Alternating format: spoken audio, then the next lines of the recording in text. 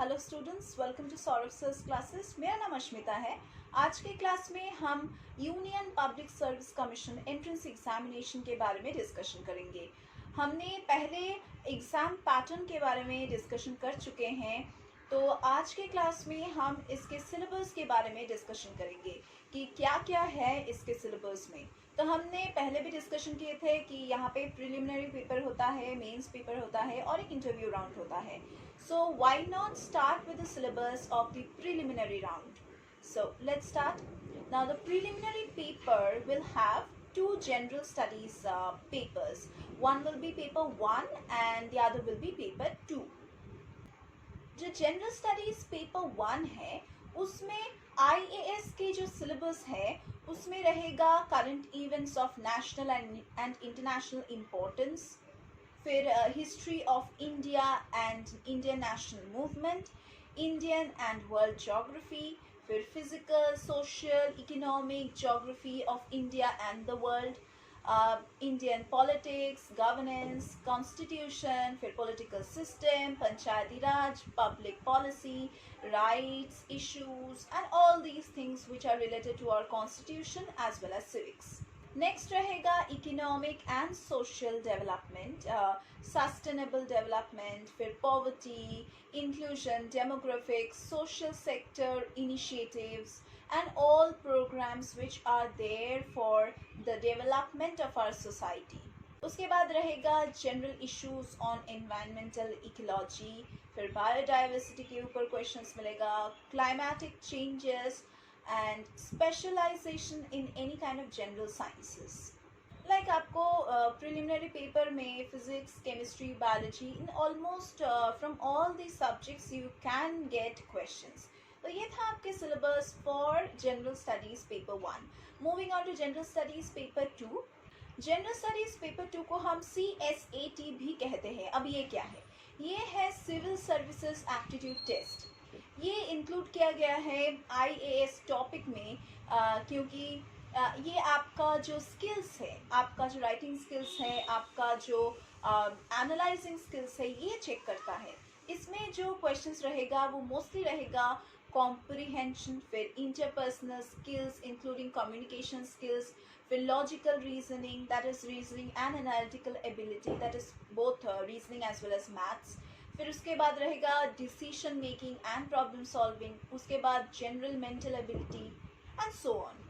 तो सिर्फ रीजनिंग पे ही ख़त्म नहीं होता। जनरल स्टडीज़ पेपर 2 में मैथ्स भी रहेगा। तो मैथ्स में क्या रहेगा? मैथ्स में ग्राफ्स ज़्यादा रहेगा, जैसे कि charts, graphs, tables, data sufficiency, और जो भी क्लास 10th लेवल तक जो चैप्टर्स आप लोगों ने प्रैक्टिस किए थे, जो आप लोगों के सिलेबस में था, वो ही मोस्टली यहाँ पे आएगा। So just take out the class 10 book and start practising all the mathematics.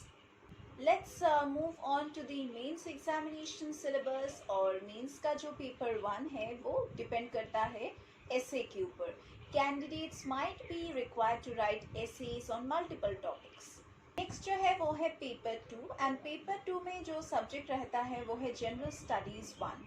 तो जनरल स्टडीज़ 1 में मोस्टली जो टॉपिक्स रहता है वो है Indian heritage and culture, history and geography of the world and society. तो इसके अंदर आपको इंडियन कल्चर, फिर art forms, literature, architecture from ancient times to modern times आपको पढ़ के जाना है। फिर उसके बाद आता है modern Indian history from about the middle age, that is the 18th century, to the present, that is the modern age, that is Gandhi's movements, then Netaji Subhash Chandra Bose INA and all those. Next जो टॉपिक रहेगा वो है हमारे freedom struggle के ऊपर, that is its various stages and all the important contributions made by the important freedom fighters from different parts of the country. जो uprising हुआ था, that is the uprising of 1857, the revolt of 1857, तो वहाँ से शुरू करके आपको एकदम इंडिपेंडेंस तक, that is till 1947, you need to study all those uprisings.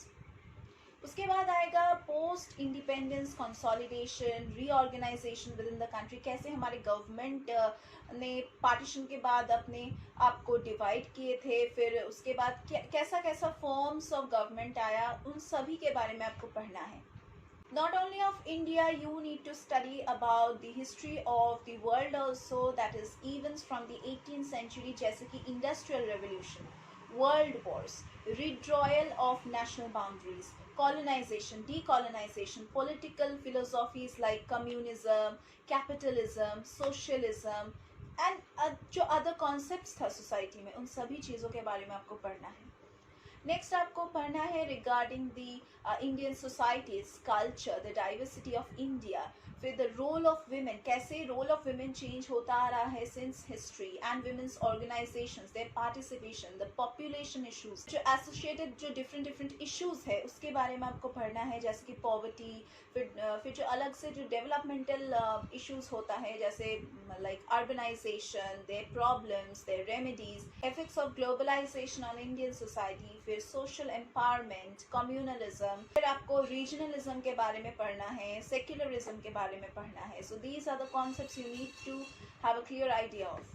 Next जो आपको बहुत ही ध्यान से पढ़ना है और आपको जानना है, that is the salient features of world's physical geography, जैसे कि डिस्ट्रीब्यूशन ऑफ की natural resources across the country, फिर like outside India also, that is in South Asia, then the Indian subcontinent, and the factors responsible for the location of primary, secondary and tertiary sector industries, जो various parts of world में जो available है, ये जो तीन जो sectors है industries के, वो कैसे चालू हुआ था, then the various geophysical phenomena जैसे कि earthquakes, tsunamis, volcanic activities, cyclones, इन सभी का जो हिस्ट्री है, मतलब कैसे स्टार्ट होता है, इसका क्या आफ्टर इफेक्ट्स है, whether it is caused by like monsoon winds, whether it is caused by pressure, whether it is caused by atmospheric temperatures, climate, weather, इन सभी चीज़ों के बारे में आपको जानना है.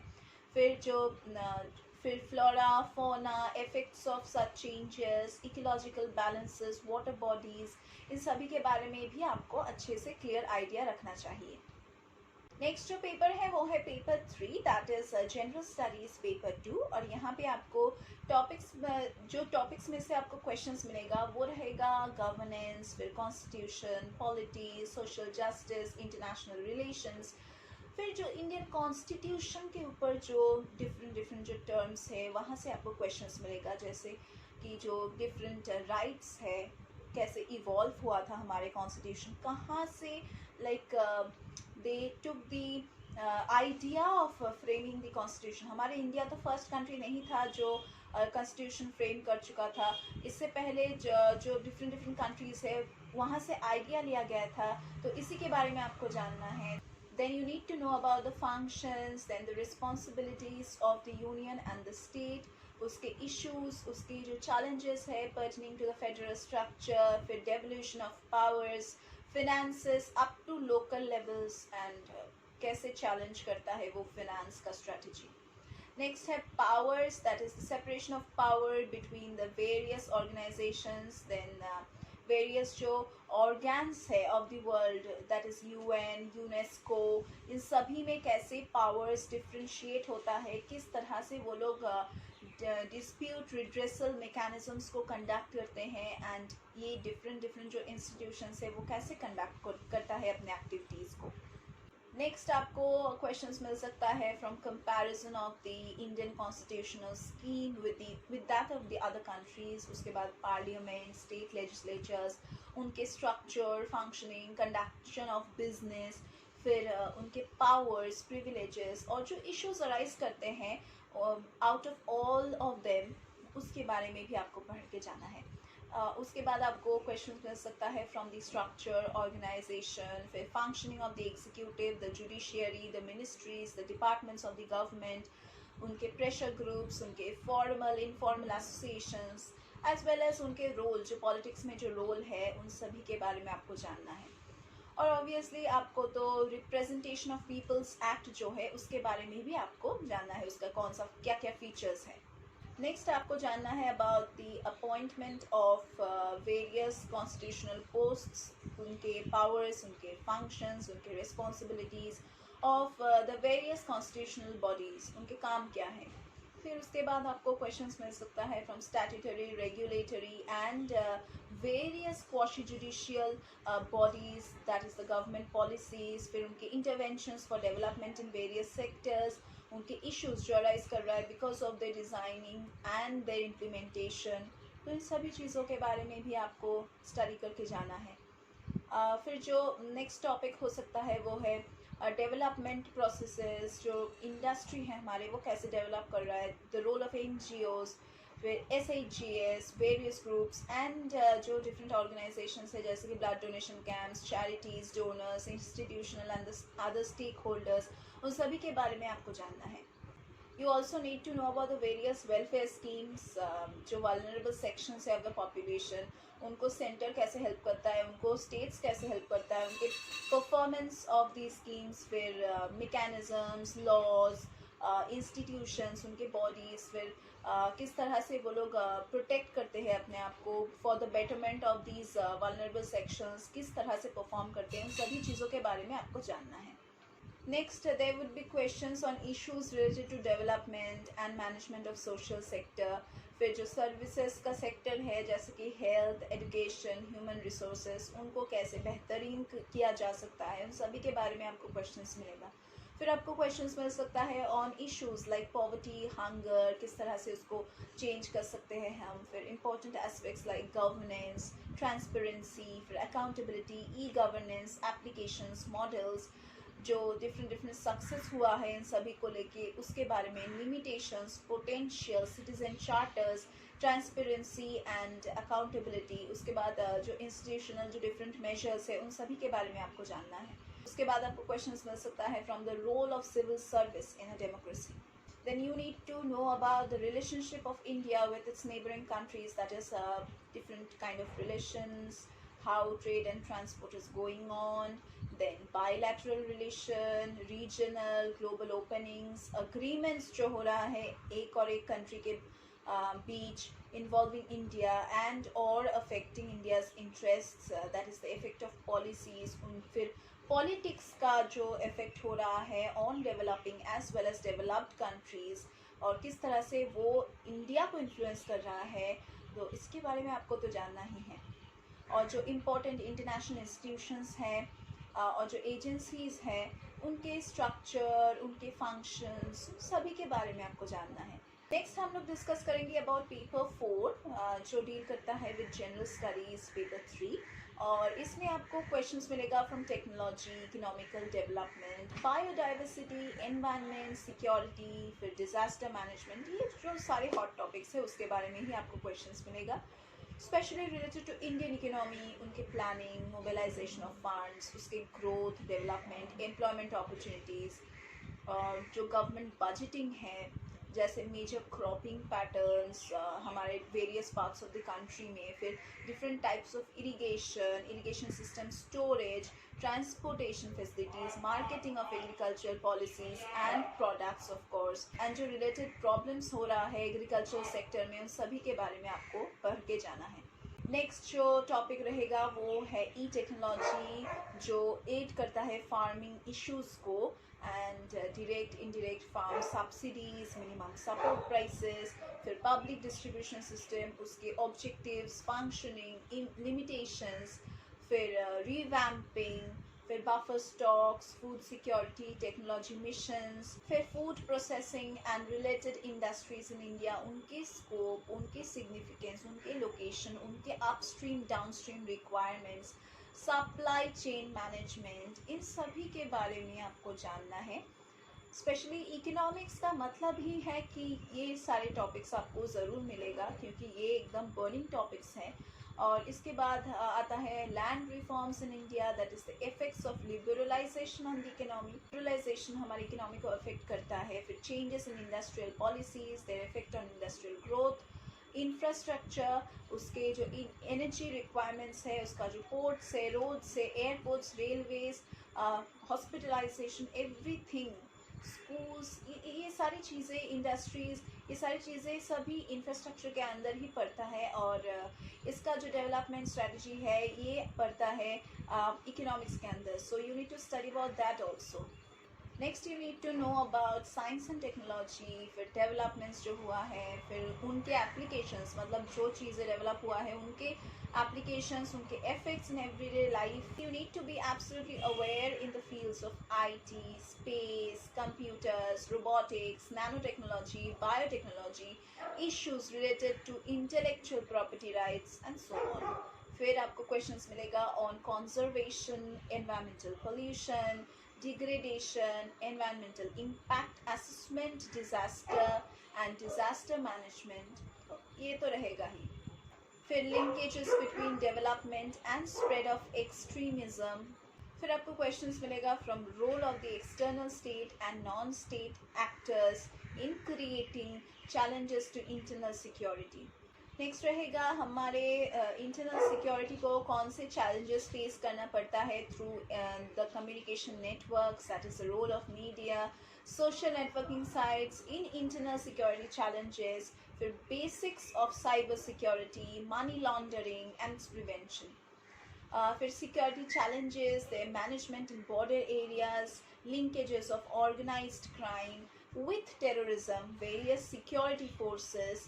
उसके बाद जो एजेंसीज है उनके मैंडेटरी जो वर्क है उन सभी के बारे में आपको पढ़ना है. नेक्स्ट जो पेपर रहेगा वो है paper 5 which is based on general studies paper 4, और ये इंटायरली बेस्ड होगा on ethics, integrity and aptitude. इसमें जो क्वेश्चंस होगा ये टेस्ट करेगा कैंडिडेट्स के एटीट्यूड को प्लस उनके अप्रोच को towards the different issues relating to integrity, probity in public life, उनके जो प्रॉब्लम सॉल्विंग जो अप्रोचेस हैं टुवर्ड्स द वेरियस इश्यूज और कॉन्फ्लिक्ट्स जो वो लोग फेस करते हैं डीलिंग विद द सोसाइटी, उन सभी के बारे में ये टेस्ट करता है. ह्यूमन वैल्यूज़ के ऊपर क्वेश्चंस आएगा, जैसे from life and teachings of great leaders, reformers, administrators, role of family, society, and then role of educational institutions in inculcating values. Next आपको क्वेश्चंस मिलेगा from attitude, content, structure, function, उनके influence, और जो moral political attitudes है, social जो influence है, और किस तरह से हम लोग के दिमाग को परसुएट करता है, उन सभी के बारे में आपको जानना है. प्लस एप्टीट्यूड, फिर foundational values for civil service जो है उससे भी आपको क्वेश्चंस मिलेगा, जैसे कि इंटीग्रिटी, इम्पार्शियलिटी, फिर objectivity, dedication to public service, किस तरह से आपको एकदम फोकस्ड रहना है क्योंकि आप इतने ज़्यादा अच्छे पोस्ट में जा रहे हैं, तो you need a dedicated mind for that to work properly and entirely for the nation. तो टॉलरेंस का पावर, उसके ऊपर क्वेश्चंस मिलेगा. Compassion towards the weaker sections, आपको ऐसे नहीं बिहेव करना है कि there are weaker sections, oh no we do not want to communicate with them only, but you need to work for them. So if you do not want to stay near them, if you do not want to talk with them, if you do not want to communicate with them, then how will you be able to serve them? तो आपको compassion के through उनके साथ खड़ा होना है और उनके लिए काम करना है. You need to work for your nation. इसके अलावा आपको क्वेश्चंस मिलेगा फ्रॉम इंटेलिजेंस कॉन्सेप्ट्स लाइक उनके यूटिलिटीज़, उनके applications in your administration process, उन किस तरह से आप गवर्नेंस करेंगे, आपको आपका जो स्ट्रेटजी है वो पूछा जाएगा. फिर कॉन्ट्रीब्यूशंस ऑफ मॉरल थिंकर्स के ऊपर आपको क्वेश्चंस मिलेगा. फिलोसॉफर्स के जो फिलोसॉफी है from India as well as from abroad, उनके बारे में भी आपको क्वेश्चंस पूछा जाएगा. आपको और भी क्वेश्चंस मिल सकता है from the regulations and conscience, laws, rules, किस तरह से आपको एथिकल और मॉरल वैल्यूज़ को स्ट्रेंथन करना है, गवर्नेंस के प्रोसेस में यूटिलाइज करना है, उन सभी के बारे में आपको जानना है. आपको क्वेश्चंस मिल सकता है from probity in governance, concept of public service, philosophical basis of governance and probity. फिर इंफॉर्मेशन शेयरिंग का जो ट्रांसपेरेंसी है गवर्नमेंट के अंदर, फिर right to information, the different codes and ethics, codes of conduct, citizens charter, फिर work culture, quality of service, delivery, utilization of public funds, फिर challenges of corruption, case studies on such big topics can be given. So case study means a newspaper report might be given. You need to go through that case study and you need to give your opinions, and your opinions will be tested कि आप किस तरह से इस case study को analyse कर रहे हो, आपके क्या ओपिनियंस है इस केस के ऊपर, यही चेक किया जाएगा। नेक्स्ट जो पेपर्स हैं वो है पेपर 6 एंड पेपर 7। और मैंने पहले जो वीडियो था एग्ज़ाम पैटर्न के ऊपर, वहाँ पे मैंने बोला था कि यहाँ पे you can choose any subject, there are varied subjects available for each and every candidate, so you can just pick up any subjects for these two papers and you can just crack your examination in your own way. आपको literature paper में भी option दिया जाएगा, आप कोई भी language choose कर सकते हैं, कोई भी, चाहे वो मणिपुरी हो, चाहे वो कश्मीरी हो, चाहे वो डोगरी हो, चाहे वो असामीज हो, चाहे वो हिंदी हो, संस्कृत हो, इंग्लिश हो, कुछ भी लैंग्वेज आप चूज कर सकते हैं in your optional paper. So you are given so many options.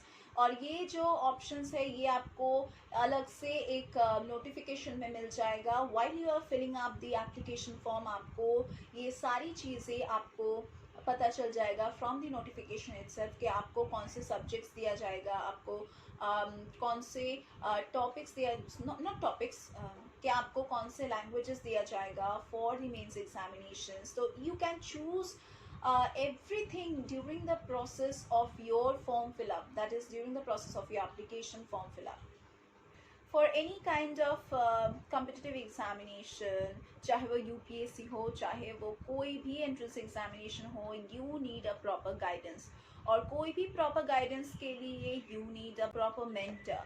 तो हमारे सौरभ सर्स क्लासेस में आपको वो गाइडेंस, आपको वो मेंटर हम प्रोवाइड करेंगे ताकि आपको हम सॉल्व स्टडी मटेरियल्स प्रोवाइड कर सकें and you do not need to waste any kind of time in preparing your own notes for each and every subject, क्योंकि ये बहुत ही टाइम कंज्यूमिंग होता है और यूपीएससी के जैसे बड़े एग्जामिनेशन के लिए इतना टाइम वेस्ट करना आपके लिए शोभा नहीं देता। So you need to be absolutely aware of the fact कि मुझे इसी सब्जेक्ट को चूज़ करना है, इस तरह से मुझे पढ़ना है। So for that we are going to help you out, we are going to provide you with all the study materials as well as we are going to recommend you which optional paper would be suitable for your way of preparation and your style of studying। And उसके बाद हम लोग आपको prepare करवा देंगे, mock tests लेंगे so that आप अपने आप को फुली प्रिपेयर्ड करके एग्ज़ाम देने जाएं। उसके बाद हमारे यहाँ पे जो टीचिंग फैकल्टी है वो सिर्फ यूपीएससी के लिए नहीं, हम यहाँ पे सभी एंट्रेंस एग्जामिनेशन के लिए गाइडेंस प्रोवाइड करते हैं, plus solve study materials provide करते हैं। जो प्रीवियस ईयर्स के क्वेश्चन पेपर्स है उसको भी हम सॉल्व करते हैं, जो सैम्पल पेपर्स है, जो अनसॉल्व पेपर्स हैं उसको भी हम सॉल्व करते हैं। So you can just inquire about us on our website and you can check the description box, वहाँ पे हमारे study materials जो available है on Amazon, you can check out those also। हमारे यहाँ पे रेगुलर ऑनलाइन ऑफलाइन क्लासेस का facility है, लाइव क्लासेस का फैसिलिटी है और डिस्क्रिप्शन बॉक्स में आपको हमारे नंबर्स मिल जाएंगे, WhatsApp numbers, contact numbers, everything is there in our description box. You can just contact us and enquire about us. हमारे यूट्यूब चैनल में हम लोग हर दिन सोल्यूशन प्रोवाइड करते हैं, हर एक जो प्रीवियस ईयर्स के क्वेश्चन पेपर्स है उसको हम सॉल्व करते हैं, हर एक सब्जेक्ट का जो क्वेश्चन पेपर है उसको हम धीरे धीरे सॉल्व करते हैं। हर दिन आपको कोई ना कोई क्वेश्चन का आंसर यहाँ पे मिल जाएगा हमारे अगर चैनल को फॉलो करेंगे तो। हमारे यहाँ पे डाउट क्लियरिंग क्लासेस भी हम प्रोवाइड करते हैं। अगर आपको लगता है कि you need certain guidance on certain topics only and you do not need full fledged classes, do enrol with us for the doubt clearing classes. यहाँ पे क्रैश कोर्स का भी फैसिलिटी है। अगर आपको लगता है कि you can not finish the syllabus in a small span of time और आपने बहुत ही लेट स्टार्ट किया है, then we will be giving you the important topics, कहाँ से आपको क्वेश्चंस ज़रूर मिलेगा, 100% मिलेगा, उसको हम डिस्कस करेंगे so that you can just at least prepare your self at the last moment. हमारे यहाँ पे आपको सिर्फ लाइव क्लासेस नहीं, यहाँ पे प्री रिकॉर्डेड लेक्चर्स का भी एक्सेस दिया जाएगा so that you can just view the lectures as many times as possible जब तक आपके डाउट्स क्लियर ना हो जाए।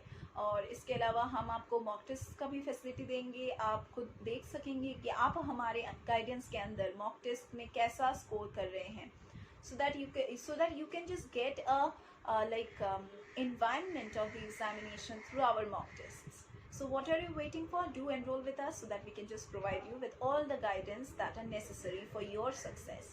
तो आज की क्लास के लिए बस इतना ही. हम लोग फिर से मीट करेंगे हमारे अगले क्लासेस में.